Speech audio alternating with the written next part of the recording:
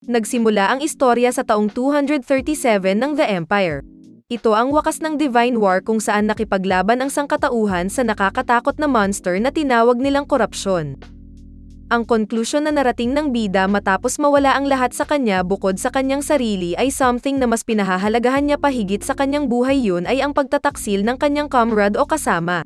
Maraming mga sundalo ang binawian ng buhay dahil sa labanang ito. Makikita ang bida na kinakausap ang tinawag niyang Oliver. Lahat raw sila ay nakipaglaban para sa kanya.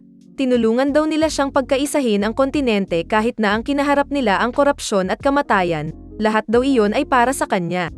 Makikita naman si Oliver na nakaluhod sa harap nito. Tinanong siya ng bida, bakit? Bakit daw siya nito ipinagkanulo? Bakit daw niya sila niloko? Kahit na tila pagod at hirap na ang bida, hindi pa daw ito pwedeng mamatay. Siguradong ang mga kasamahan daw nito ay sisiga mula sa kanilang mga libingan. Nagsalita naman si Oliver at tinawag siyang Kirill.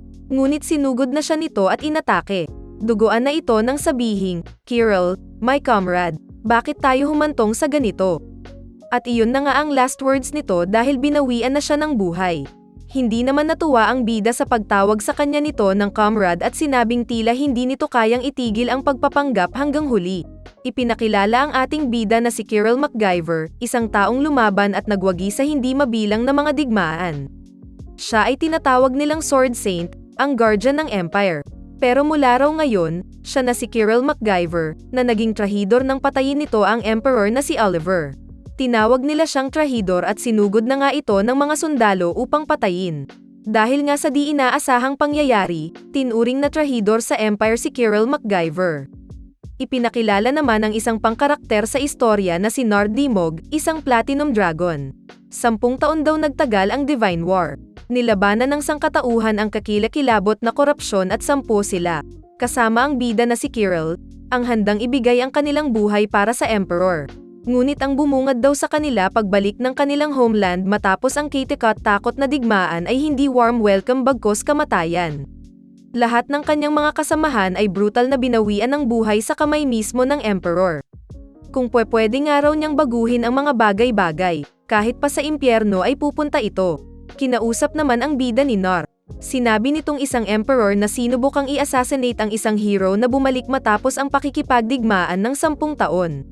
Ano na raw ang gagawin nito? Lalo na ngayong patay na ang kanyang mga kasamahan pati ang emperor ay wala na. Haharapin niya lang ba ang kanyang wakas ng ganun-ganun na lamang? Ganito daw maaalala ang istorya ng mga susunod na henerasyon. Makilala siya bilang aso na sa dulo ay Bintrey ang Emperor, isang taong tinanggap ang mga dirty immigrant mula sa norte. Ngunit wala raw ni isa ang makakaalam ng katotohanan na ang Emperor ang sumubok na paslangin ang Great Sword Saint na si Kirill MacGyver. Totoo nga raw, pinagtaksilan ng bida, ng taong pinili niyang protektahan kapalit man nito ay ang kanyang sariling buhay. Napatanong naman ito kung bakit daw kaya nito piniling patayin sila. Hindi niya maaari ano ang posibleng rason nito. Sumagot naman ang bida sa tanong nito kung ano ba raw ang gagawin niya next ngayong wala na ang lahat.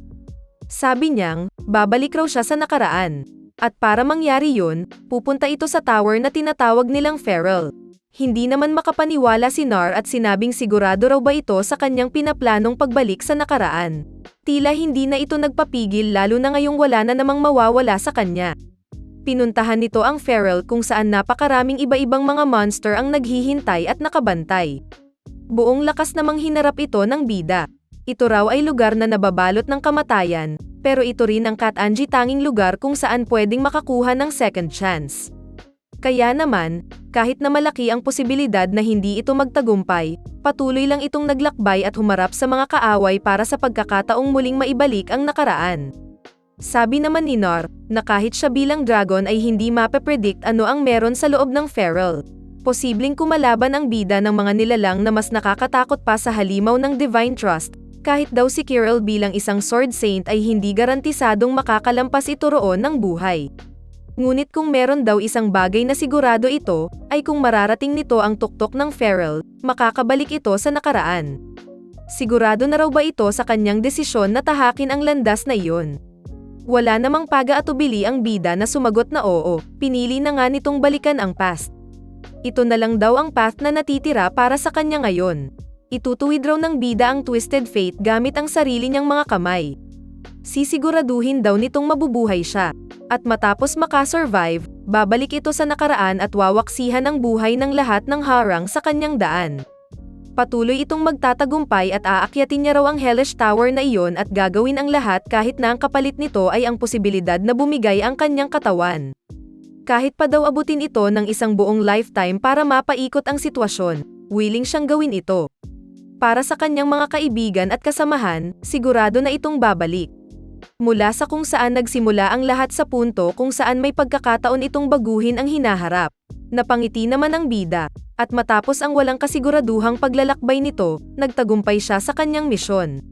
Nagising ang bida sa karwahe at nagulat siya kung nasaan na siya. Meron pala itong kasama na nagtanong kung okay lang ba daw siya. Huwag daw itong mag-alala, nakilala niyang ito pala ay ang tinatawag niyang ama. Gayunpaman, sigurado ang bida na nasa feral lamang siya kanina, pero bigla naman itong nakabalik sa nakaraan. Nakilala niya ang lugar na pinuntahan nila. Naalala niya ang mga pagkakataon na iyon, na inasam-asam niyang mabalikan. Mga kaganapang hinahanap-hanap nito. Sa wakas, matapos ang lahat ng paghihirap na kanyang dinanas, nakabalik ito at nagtagumpay. Marahil ito raw ay ang pagkakataon kung saan inampon siya ng kanyang amain na si Cruel. Nakabalik ito sa panahon kung saan hindi pa nagsisimula ang Divine War. Sinabi naman ng kanyang amain na marahil nakakakaba para sa kanya ang iwan ang kinalakhang lugar nito. Tinanong siya nito na kapag nakasettle na raw ito sa bahay, meron daw ba siyang nais gawin? Napaisip naman si Kiril. Inisip nito ang nangyari sa hinaharap, alam niya raw na meron siyang kailangang gawin para sa kanyang mga kapatid at tagasunod na namatay unjustly at para sa kapalaran nitong napagtaksilan. Ngayon, meron na raw siyang kapangyarihan upang baguhin ang hinaharap. Kaya naman confident itong sumagot na nais niya raw matutunang gumamit ng magic. Natanong naman ang amain nito at sinabing alam naman daw niyang dahil immigrant ito at galing sa ibang lugar ay hindi ito pwedeng gumamit ng magic. Sagot naman ng bida na alam niya raw, pero yun daw ang dahilan kung bakit mas lalo niyang gustong matutunan ito, mas kailangan niya raw iyon. Sa isip niya, hindi sapat ang swordsmanship lamang. Magsisimula na raw ang digmaan soon, kaya naman kailangan nitong maabot ang top gamit ang magic. Hindi niya raw hahayaang maulit pa ang mga pagkakamali nito sa nakaraang niyang buhay. Sinabi naman nitong, "Watch me carefully, God of Eula." Sisiguraduhin niya raw na babaguhin niya ang kinabukasan. Pinagpilitan nito ang pagkagusto niyang matutunan ng magic kahit na tinutulan pa siya ng kanyang amain dahil immigrant daw ito. Hindi raw ba nito na alam na ang mga immigrant ay ipinanganak na walang magic? Si Kiril McGyver ay ang commander ng Blue Knights ng Empire at siya ay isa sa 5 sword masters ng buong kontinente. Sinabi naman ng amain nito na siguro nais daw niyang gantihan ito, dahil under sa Edict of Heresy ng Emperor, siya ang pumatay sa tribo at tunay na ama ni Kiril. Yes, siya ang stepfather ng bida na pumatay sa tunay nitong ama. Ngunit sinabi nitong merong rason kung bakit niya ito inampon. Ito raw ay dahil siya ay isang great warrior na anak ng Kaliek. Marahil ang galit daw nito sa kanya ang mas lalong magpapalakas sa kanya. Kaya naman nag-agree ito sa kahilingan niya at sinabing i-prove niya raw sa kanya. Ipakita daw nito sa kanya ang talentong minana nito sa kanyang ama. Makikita naman ang mansyon ng pamilya McGyver. Bumaba na ang dalawa at pinasunod si Kiril papasok ng mansyon. Sinabi nitong ang lugar daw na iyon ay ang magiging bagong tahanan na niya. Ipinakita naman ang 5 kabataang sumalubong sa kanila. Sila raw ay ang mga bago nitong mga kapatid. Nagpakilala naman sila isa-isa. Mula kay Mart McGyver ang pinakamatanda at ang tanging biological na anak sa lahat sa kanila. At noong Divine War sa nakaraan, itong kuya niya raw ay namatay ng miserable. Nagpakilala naman siya dito bilang si Kiril at nag-shake hands ang dalawa. Marahil pagod na raw si Kiril sa kanyang biyahe kaya naman nailid ito ng kanyang ama sa bagong nitong kwarto. Hindi naman malaman ang mga reaksyon ng mga bagong kapatid nito. Nagpakilala naman sina Elliot at Jake at ngayon nakikita niya sila. Sa isip ng bida, naalala nito ang kanilang pagkasawi. Ang dalawang ito daw ay pinatay ng Divinen. Inisip nitong bumalik siya sa nakaraan by his own will at piniling akyatin ang tower para maiwasan pati na ang pagkamatay ng mga kapatid niya. Sisiguraduhin niya raw na mababago niya ang kinabukasan at ang foretold death ng mga ito. Sa labas, napatanong naman ang mga bagong kapatid ng bida ano raw kaya ang ginagawa ni Kiril. Sagot naman ni Mart na sa tingin niya ay nagmamasid-masid ito sa mansyon. Ano raw sa tingin niya? Sagot naman ng isa na napansin niya naman na itim ang kulay ng buhok at mata nito. Kailangan pa raw ba nila ng eksplanasyon? Busy namang mag-training ang dalawa at hindi sila makapaniwalang isang immigrant ang inuwi ng kanilang ama. Kahit na raw kagustuhan ito ng kanilang ama, hindi ba raw sobra naman ang desisyon nitong kumuha ng isang immigrant? Hindi ba raw ang pagdadala ng kaaway na dapat nilang pinapatay ay kapareha ng pagsuway sa utos ng Emperor? Sagot naman ni Mart na masyado raw nag-iisip ng kung ano-ano si Elliot. Pero dumpensa ito at nagpatuloy ang page ensayo. Tila talentado ang magkakapatid sa paggamit ng espada at si Mart ay halatang bihasa na sa pakikipaglaban kaya naman napatalsik nito ang hawak na espada ni Elliot na ikinagulat naman nito. Sabi ni Mart na pare-parehas lang daw silang nasa iisang boat. At dahil dinala si Kirill ng kanilang ama, dapat nila itong ituring bilang nakababata nilang kapatid. Tandaan daw nila iyon. Napabilib naman si Elliot sa kuya nito at sinabing iba talaga ang kapatid nila. Willing itong tanggapin kahit na immigrant ang dinala ng kanilang ama. Wala na raw ibang babagay na family head bukod sa kanya. Sinabi nitong si Mart daw ay tunay na tagapagmana ng pamilya nila. Pero kahit ang isang kapatid nila ay hindi matanggap na immigrant ang bago nilang kasama. Sagot naman ni Mart na alam niyang ayaw nito nang hindi galing sa kanilang lugar pero wala raw silang rason para maging cautious. Tinanong naman siya ng mga kapatid nito, ano raw kaya ang mangyayari mula ngayon?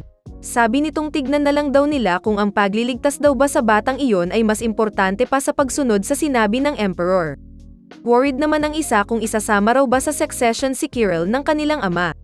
Pinatahimik naman ito ng kuya nila at sinabing tigilan na nila ang pag-iisip at mag-training na lamang.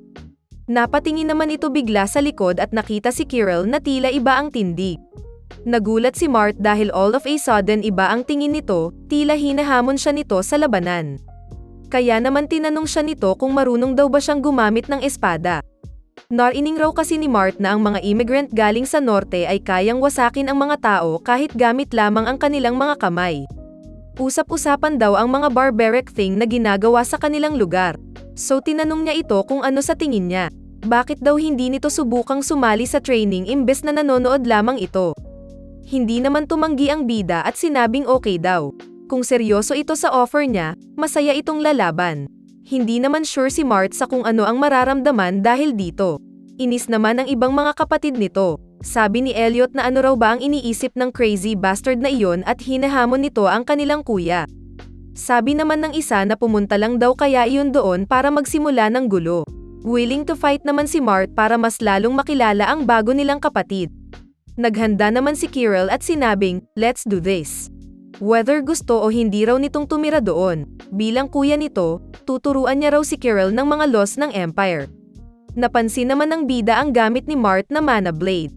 Sa isip nitong, dahil bumigay siya sa petty na provocation nito, tila bata pa nga raw si Mart. Habang umaakyat daw ito sa feral, meron itong nabuong plano. At si Mart MacGyver daw ang unang hakbang sa planong ito.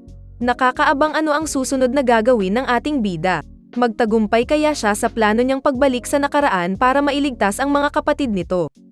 Alamin natin sa next episode. Kung nagustuhan mo ang bago nating kwento, siguraduhin mong mag-like, comment, subscribe o follow dito sa ating channel o page. Maraming salamat sa panonood, Oni-chan.